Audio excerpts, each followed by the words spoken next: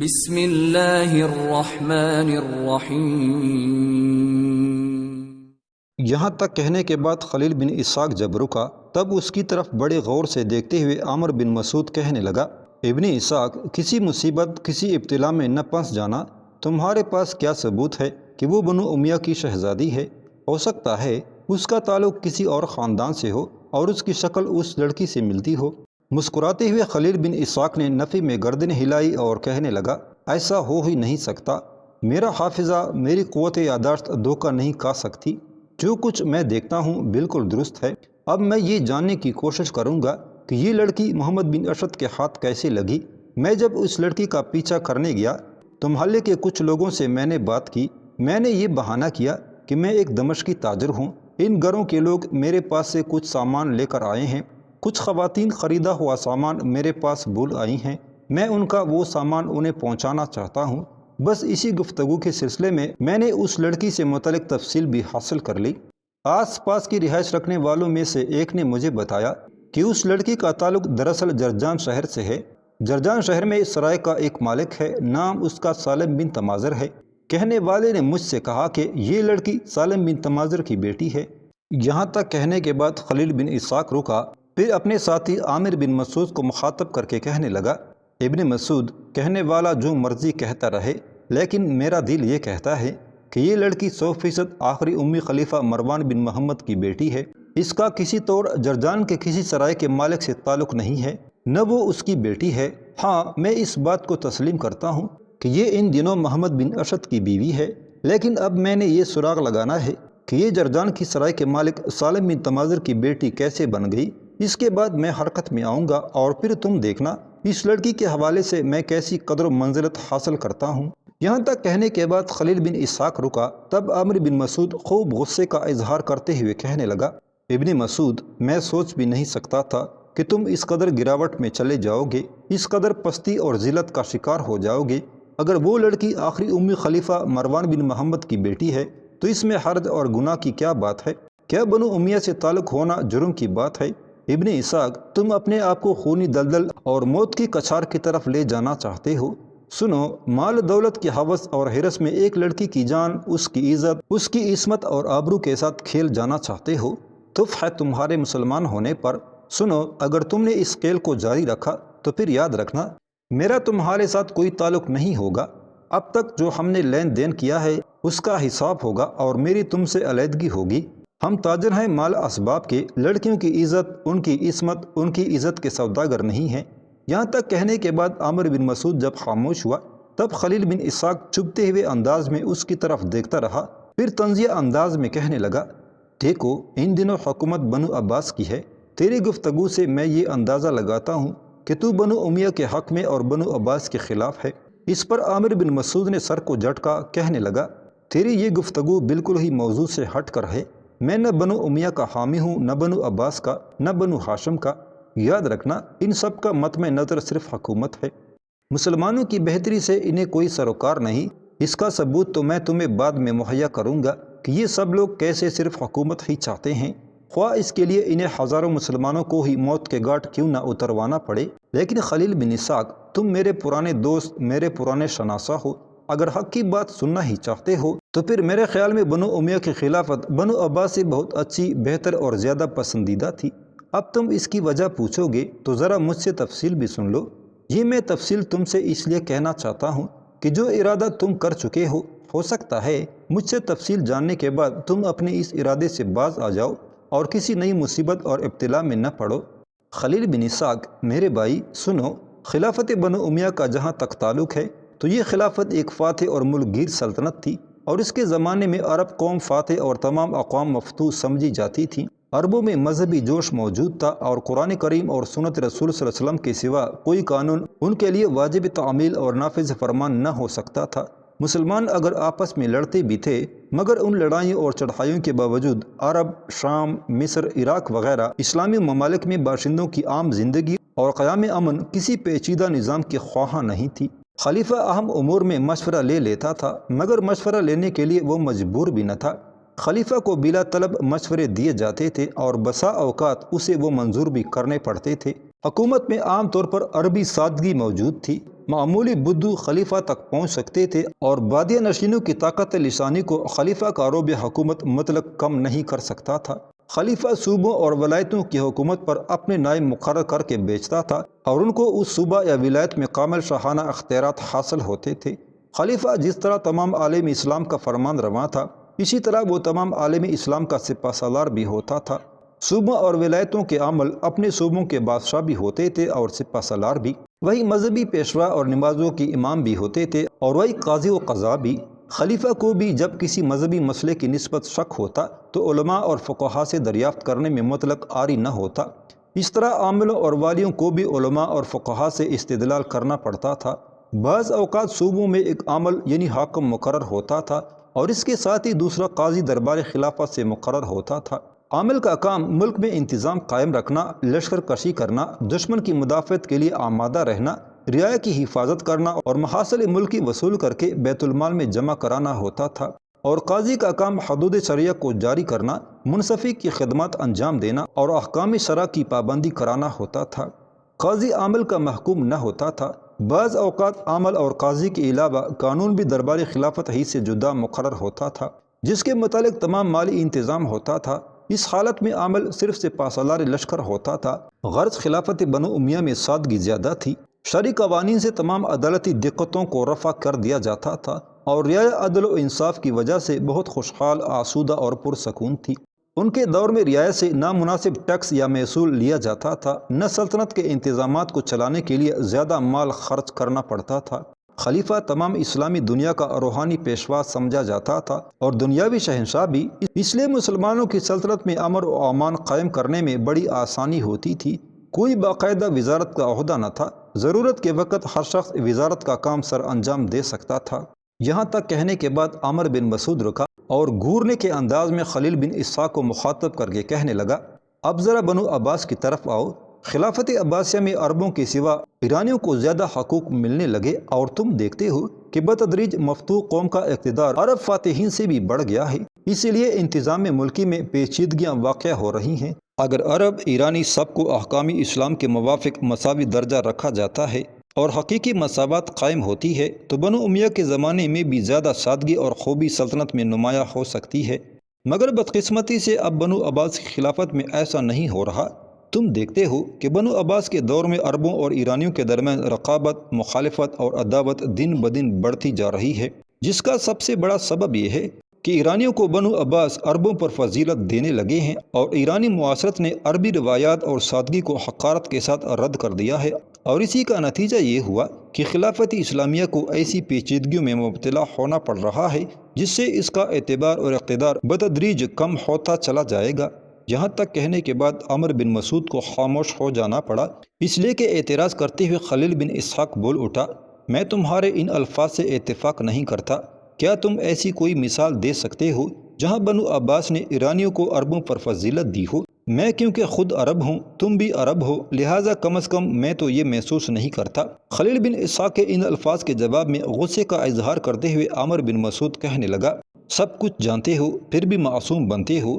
کیا تم نہیں جانتے کہ بنو عباس کے خونخوار دونوں سالاروں یعنی ابو مسلم خراسانی اور قاتبہ بن شبیب نے بنو عباس ہی کے کہنے پر انگنت مسلمانوں کا قتل عام کیا، قتل و غارت گری کا بازار گرم کیا؟ اس کے علاوہ تم یہ بھی یقیناً جانتے ہوگے کہ عباسیوں کے موجودہ خلیفہ ابو جعفر منصور اور اس کے بھائی صفا کے بڑے بھائی ابراہیم نے، جسے یہ لوگ امام ابراہیم کہہ کر مخاطب کرتے ہیں، اس نے خود ابو مسلم کو اپنے آخری خط میں تاکیدی طور پر لکھا تھا کہ خراسان میں کسی عربی بولنے والے کو زندہ نہ رکھنا۔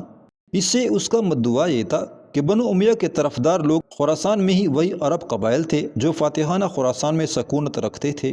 اس سے صاف ظاہر ہوتا ہے کہ بنو عباس شروع ہی سے عربوں کے خلاف اور ایرانیوں کے حق میں تھے۔ انہوں نے ان لوگوں کا بے دریغ قتل کیا جنہوں نے اسلام اور مملکت اسلامیہ کی بہتری کے لیے کام کیے تھے، اور ابو مسلم کے علاوہ ایسے لوگوں کو فوقیت دی جن کے آباء و اجداد کا ماضی بھی اسلام سے وابستہ نہ تھا۔ یہاں تک کہتے کہتے عامر بن مسعود کو رک جانا پڑا، اس لیے کہ اس کی بات کاٹتے ہوئے خلیل بن اسحاق پھر بول اٹھا، ابن مسعود میرے بھائی، تم میری اس بات سے یقیناً اتفاق کرو گے کہ حضور صلی اللہ علیہ وسلم کی قائم کی ہوئی سلطنت کا حکمران یا خلیفہ ان کے خاندان یا قبیلے سے کوئی نہیں ہوا۔ اور یہ فیصلہ تعلیم اسلام کے عین مطابق اور موافق ہوا تھا۔ خلفائے راشدین میں سے ہر ایک کی اولاد موجود تھی اور خلفاء کے ان بیٹوں میں ہر قسم کی قابلیت اور اہلیت بھی موجود تھی، مگر کسی خلیفہ نے اپنی کسی اولاد کو اپنا جانشین بنانا نہیں چاہا اور نہ ان کے خاندان میں حکومت اور سلطنت وارد ہوئی۔ حضرت علی کے بعد ان کے بیٹے حسن کو کوفہ والوں نے خلیفہ بنایا، مگر حضرت حسن نے صرف 6 ہی مہینے کے بعد اس خلافت اور حکومت کو حضرت امیر معاویہ کے سپرد کر دیا۔ کیا تم اس بات کو تسلیم نہیں کرتے ہو کہ حضرت امیر معاویہ سے یہ غلطی سرزد ہوئی کہ انہوں نے خود اپنے بیٹے کو ولی عہد بنایا اور جانشین مقرر کیا، اور حکومت اسلامیہ کو جو تمام مسلمانوں کی کثرت رائے سے کسی شخص کے سپرد ہو سکتی تھی، اپنی ذاتی چیز کی مانند اپنی اختیار سے بطور ورثہ اپنی اولاد کے سپرد کر دیا؟ تاہم میں اس بات کو بھی تسلیم کرتا ہوں کہ انہوں نے اس بات سے اعلانیہ انکار نہیں کیا کہ حکومت اسلامیہ کسی فرد واحد یا کسی ایک خاندان کی ملکیت نہیں ہے، اس لیے انہوں نے یزید کی بیعت کے لیے تمام مسلمانوں کو رضامند کرنے کی کوشش کی تھی، یہاں تک کہتے کہتے خلیل بن اسحاق کو رک جانا پڑا، اس لیے کہ عامر بن مسعود بول اٹھا، سن میرے عزیز بھائی، حضرت امیر معاویہ کی یہ غلطی بھی کچھ زیادہ اہم اور نقصان رساں نہیں ہو سکتی، کیونکہ اس زمانے کے مسلمانوں نے اس کی اصلاح کے لیے زبردست کوششیں شروع کی، اور اسی کوشش کے سلسلے میں حادثہ کربلا کے علاوہ حضرت عبداللہ بن زبیر کا حادثہ پیش آیا۔ تم یہ اعتراض کرتے ہو کہ بنو امیہ نے باپ کے بعد بیٹے کو حکومت سونپنے جانے کا سلسلہ شروع کیا، ٹھیک ہے، میں اسے تسلیم کرتا ہوں، لیکن جو کام بنو ہاشم اور بنو عباس نے کیے ہیں ذرا ان پر بھی تو نظر ڈالو میرے عزیز بھائی۔ جہاں تک بنو عباس کا تعلق ہے، سب سے پہلے بنو عباس کی ابراہیم نے بنو امیہ کے خلاف سازشوں اور اندر ہی اندر ایک تحریک کا کام شروع کیا، یعنی انہوں نے بنو امیہ کی حکومت ختم کر کے بنو عباس کی حکومت کا سنگ بنیاد رکھ دیا تھا۔ اس کے بعد جانتے ہو کیا ہوا؟ ابراہیم کے مرنے کے بعد اس کا جانشین اس کا بھائی عبداللہ صفا ہوا، صفا کے بعد جانشین اس کا بھائی ابو منصور ہو گیا، اور اس سے آگے بھی تم جانتے ہو۔ چند ماہ پہلے اسی ابو جعفر منصور نے اپنے بعد اپنے بیٹے مہدی کو جانشین اور ولی عہد مقرر کر دیا ہے۔ یاد رکھنا، اب بنو عباس میں اس طرح باپ کے بعد بیٹا، بیٹے کے بعد اس کے باپ کی حکومت کا سلسلہ جاری رہے گا۔ پھر یہ سوچو کہ بنو امیہ اور بنو عباس میں کیا فرق رہا۔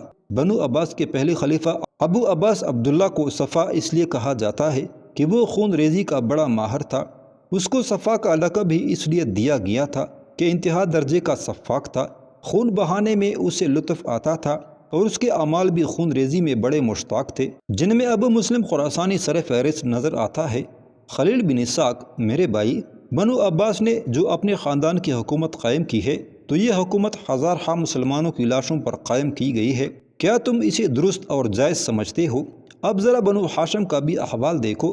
ان کے عبداللہ بن حسن کے بعد محمد مہدی کرتا درتا ہوئے، ان کے بعد ان کے بھائی ابراہیم نے تحریک کی باغ ڈور سنبھال لی، اور تم جانتے ہو کہ پھر محمد مہدی کے بیٹے عبداللہ نے اس تحریک کا پرچم اپنے ہاتھ میں لے لیا، گویا باپ کے بعد بیٹا آنا شروع ہو گیا۔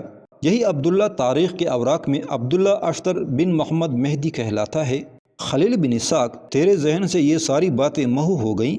کیا بھی کل کی بات ہے کہ بنو ہاشم اور بنو عباس دونوں مل کر بنو امیہ کے خلاف برسر پیکار تھے، اور ان دونوں نے مل کر ایک طرح سے بنو امیہ کا تختہ الٹا تھا؟ میرے عزیز بھائی، خاندانی بنو امیہ سے خلافت اسلامیہ سے نکالنا کوئی جرم نہ تھا، لیکن خاندانی بنو امیہ سے خلافت اسلامیہ کو نکال کر ایک دوسرے خاندان کو اسی طرح خلافت اسلامیہ کے سپرد کر دینا کوئی خوبی کی بات نہیں ہے۔ اسلام اور عالم اسلام کو اس سے کوئی فائدہ نہیں پہنچا، لہٰذا بنو عباس کو نہایت قابل شرم خونریزی اور قتل و غارت گری کا ارتکاب کرنا پڑا۔ ہزاروں مسلمانوں کو صرف حکومت حاصل کرنے کے لیے موت کے گھاٹ اتروا دیا گیا ہے۔ پہلے بنو ہاشم اور بنو عباس دونوں نے مل کر یہ کام کیا، یعنی بنو امیہ یا ان کے حامی عناصر کا خوب قتل عام کیا، اور اب تم دیکھتے ہو کہ بنو ہاشم نے عباسیوں کے خلاف شورش اور خروش کا سلسلہ شروع کر دیا ہے، جس کی وجہ سے سینکڑوں عجیب و غریب فرقے بھی اسلام میں داخل ہونے شروع ہو گئے ہیں، خفیہ سازشیں ہونے لگی ہیں، جبکہ تم جانتے ہو کہ قرآن مقدس نے سرگوشی، سازش اور فریب بازی کی جا بجا مذمت کی ہے، اور مسلمانوں کو خفیہ تدبیروں اور سازشوں کا استعمال کرنے سے منع کر کے ان کاموں کو کافروں اور منافقوں کا کام بیان کیا ہے۔ مسلمانوں کو سرگوشیوں اور پوشیدہ مشوروں کی اگر اجازت دی ہے تو صرف نیکی اور اصلاح کے لیے، نہ کہ اپنی خواہشات نفسانی کو پورا کرنے کے لیے۔ لہٰذا میرے بھائی، اس سے ہر کوئی اندازہ لگا سکتا ہے کہ جو سازشیں اور خفیہ تدبیریں کام میں لائی گئیں، وہ خیر، نیکی اور اصلاح بین المسلمین کے لیے تھی یا اپنی خواہشات نفسانی اور عصبیت خاندانی کے تقاضے سے عمل میں آئیں؟ یہ ساری خفیہ تدبیریں اور سازشیں اس لیے کی گئیں کہ بنو ہاشم اور بنو امیہ میں شروع سے رقابت چل رہی تھی۔ بنو ہاشم میں دو گروہ جمع ہو گئے، یعنی بنو ہاشم اور بنو عباس، اور اب بنو ہاشم اور بنو عباس ایک دوسرے کے خلاف سازشوں اور خفیہ تدبیروں میں مصروف ہو گئے ہیں۔ میرے عزیز بھائی، دوسرے الفاظ میں یہ کہا جا سکتا ہے کہ قرآن مقدس کی طرف سے مسلمانوں کو غافل اور بے پرواہ بنانے کا سب سے پہلا قابل تذکرہ سبب مسلمانوں کی یہی کوششیں تھی جن کا میں تم سے ذکر کر چکا ہوں، اور جو منافقوں اسلام کے دشمنوں کی تقلید میں کی گئی ہیں۔ منافقوں کے نقش قدم پر چلتے ہوئے مسلمانوں کو کسی طرح فلاح اور بہبود حاصل نہیں ہو سکتی تھی۔ لہٰذا ان کوششوں کے نتائج کو دیکھ لو کہ ہر ایک وہ شخص جس نے اس کام کو سرگرمی سے جاری کیا اپنی زندگی میں اپنے اصل مقصد کو پورا ہوتا ہوا نہیں دیکھ سکا۔ اس کی مثال ہمارے سامنے کچھ یوں ہے کہ ابو مسلم اور دوسرے بنو عباس کے سرگرم خونی افراد بھی ایک ایک کر کے تلوار کے گھاٹ اتر گئے۔ خلیل بن اسحاق، میرے بھائی، اپنے موجودہ خلیفہ ابو جعفر منصور کو لو۔ اس نے جو ناروا سلوک امام ابو حنیفہ اور امام مالک کے ساتھ کیا، اس کو سامنے رکھتے ہوئے اگر یہ کہا جائے کہ ابو جعفر منصور ہی نہیں، اس کے بعد بھی جس قدر عباسی خلیفہ آئیں گے وہ کتنی بار ہی اپنا منہ دھو لیں، امام ابو حنیفہ، امام مالک کے سلسلے میں ان کے منہ پر جو کالک لگی ہے وہ کبھی دھل نہ پائے گی۔ یہاں تک کہنے کے بعد عامر بن مسعود رکا۔ اس کے بعد اپنی گفتگو کا سلسلہ آگے بڑھاتے ہوئے وہ خلیل بن اسحاق کو مخاطب کرتے ہوئے کہہ رہا تھا، ابن اسحاق، تم میرے ساتھی اور میرے بھائی ہو، اور ایک عرصے سے ہم دونوں اکٹھے کام کر رہے ہیں، لہٰذا میں تمہاری بہتری اور بھلائی چاہتا ہوں۔ میں نہیں چاہتا کہ تم کسی غلط کام میں پھنس جاؤ، تجارت کے سلسلے میں آئے اور کسی اور ہی جرم میں در نہ لیے جاؤ، نقصان نہ اٹھاؤ۔ دیکھ میرے بھائی، ہم تاجر ہیں، جس کام کے پیچھے تم پڑنے والے ہو اس سے ہمارا کوئی تعلق نہیں ہے۔ میرے بھائی، اہل بصیرت کہتے ہیں کہ ہر کام کے لیے اس کے درجے کے مطابق موانع بھی ہوتے ہیں۔ معمولی کام کے لیے معمولی امر موانع ہوتا ہے، اور بڑے کام کے لیے بڑا، کیونکہ شریعت اسلام ایک عظیم الشان امر ہے۔ لہٰذا اس قاعدے کے مطابق ضروری ہے کہ اس پر عمل کرنے کی راہ میں موانع بھی زبردست ہوں۔ چنانچہ یہ بات بالکل عیاں ہے کہ اس کی راہ میں نفسانی خواہشات الگ مانی ہے اور شیطانی وسوسات علیحدہ صد راہ ہے۔ یہ شیطان بڑا ظالم ہے، اپنے خیالات اس خوبصورتی سے ظاہر کرتا ہے کہ جڑ کاٹ جاتا ہے اور دوست کا دوست بنا رہتا ہے۔ لہٰذا اس صحرائے اسلام پر چلنے والے کے لیے ضروری ہے کہ وہ نفسانی اور شیطانی ہتھ کنڈوں سے واقف ہو۔ میرے عزیز بھائی، شیطان کبھی بھی اپنے کام سے غافل نہیں رہتا، انسان کے ذہن میں طرح طرح کی وسوسات کھڑے کرتا ہے اور ہر زمانے میں وہ نہایت سرگرمی سے کام کرتا ہے۔ یہ بھی یاد رکھنا کہ اب دور برے سے برا آتا جا رہا ہے، اس لیے کہ جس قدر زمانہ نبوت سے قریب ہوتا ہے اس قدر شیطان کو اپنے مقصد میں ناکامی ہوتی ہے، اور جس قدر زمانہ نبوت سے بعد میں ہوتا چلا جاتا ہے اس کی کامیابی بھی روز افزوں ترقی کرتی جاتی ہے، اور اس کے راستے پر چلنے کے لیے لوگ بکثرت آمادہ ہوتے رہتے ہیں۔ میرے عزیز بھائی، انسان میں خواہش نفسانی اور شہوات مرکب ہیں، جن کی وجہ سے وہ ایسی چیزیں تلاش کرتا ہے جن کو اپنے جی میں آرام اور نفع پہنچانے والی جانتا ہے، اور انسان میں غضب اور غصہ بھی رکھا گیا ہے جس سے وہ ایذا دینے والی چیزیں دفع کرتا ہے، اور اس کو عقل بھی عطا ہوتی ہے جو اس کے نفس کے واسطے گویا ادب دینے والی معلوم ہوتی ہیں۔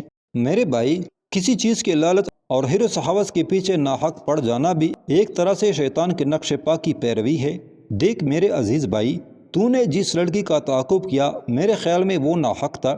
تجھے یہ حق نہیں پہنچتا کہ تو اپنے کام کو چھوڑ کر اس لڑکی کے پیچھے پڑ جاتا۔ اگر وہ بنو امیہ سے تعلق رکھتی ہے تو بنو امیہ سے تعلق رکھنا کوئی گناہ کبیرہ یا صغیرہ نہیں ہے۔ سب سے پہلی بات یہ ہے کہ وہ ایک مسلمان لڑکی ہے، اس کی عزت، اس کی آبرو، اس کی عصمت کی حفاظت کرنا ہر مسلمان کا فرض ہے۔ دیکھو، میں تمہیں زبردستی تو منع نہیں کر سکتا، لیکن یہ بتاتا ہوں کہ جس لڑکی کے پیچھے تم گئے ہو اور جس کا نام تم نے اقلیمہ بتایا ہے، تم نے خود ہی انکشاف کیا ہے کہ وہ بنو عباس کے سالار محمد بن اسد کی بیوی ہے۔ میرے عزیز بھائی، تم اس لڑکی کے خلاف حرکت میں آنے لگے ہو۔ ایسا کرنے سے پہلے یہ تو سوچو کہ محمد بن اسد بھی تو آخر خلیفہ ابو منصور کے ہاں اپنی کوئی حیثیت رکھتا ہے۔ اگر اسے تمہارے اس معاملے کی بنک پڑ گئی اور بغداد شہر میں محمد بن اسد تمہارے خلاف حرکت میں آ گیا تو پھر سوچو کیا بنے گا۔ یہاں تک کہتے کہتے عامر بن مسعود کو رک جانا پڑا، اس لیے کہ مسکراتے ہوئے خلیل بن اسحاق بول اٹھا، میرے عزیز بھائی، کچھ بھی نہیں ہوگا، میں تمہیں یقین دلاتا ہوں کہ ابو جعفر منصور میرے اس انکشاف سے مجھے دولت سے مالا مال کر دے گا۔ جہاں تک اقلیمہ نام کی لڑکی کا تعلق ہے تو اب اس سے متعلق مجھے کوئی شک اور شبہ نہیں ہے۔ وہ یقیناً بنو امیہ کے آخری خلیفہ مروان بن محمد کی بیٹی ہے۔ اس کی ایک بڑی بہن بھی ہے، نام اس کا ارم ہے۔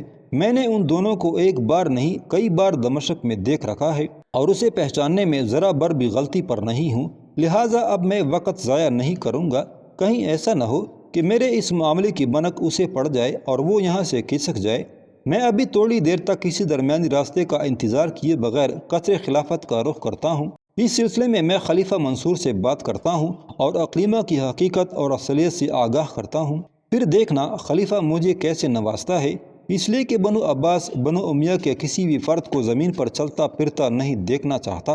خلیل بن اسحاق جب خاموش ہوا تب عامر بن مسعود کچھ دیر سوچتا رہا، یہاں تک کہ خلیل بن اسحاق کو مخاطب کر کے کہنے لگا، میرے بھائی، اگر تمہیں پورا یقین ہے کہ اقلیمہ نام کی وہ لڑکی واقعی آخری امی خلیفہ مروان بن محمد کی بیٹی ہے تو کیا تو مجھے تھوڑا سا وقت دے سکتا ہے تاکہ میں بغداد شہر کے کچھ لوگوں سے اس سلسلے میں کوئی تحقیق کر سکوں؟ میں بڑی خفیہ تحقیق کروں گا۔ اگر یہ ثابت ہو گیا کہ اقلیمہ اگر محمد بن اشد کی بیوی ہے اور کسی نے مجھے یہ بتا دیا کہ یہ نہیں پتا کہ اس کے ماں باپ کہاں ہوتے ہیں یا وہ کہاں کی رہنے والی ہے، تو پھر میں تمہیں یقین دلاتا ہوں کہ اس معاملے میں پوری طرح تمہارا ساتھ دوں گا۔ عامر بن مسعود کے ان الفاظ نے خلیل بن اسحاق کو خوش کر دیا تھا۔ آگے بڑھ کر اس نے عامر بن مسعود کو اپنے ساتھ لپٹا لیا، اس کی پیشانی چومی، کہنے لگا، تو نے اپنی گفتگو سے میرا دل خوش کر دیا ہے۔ اگر تو جو کچھ کرنا چاہتا ہے تو میں یہیں سامان کے پاس کھڑا ہو کر تیری واپسی کا انتظار کرتا ہوں۔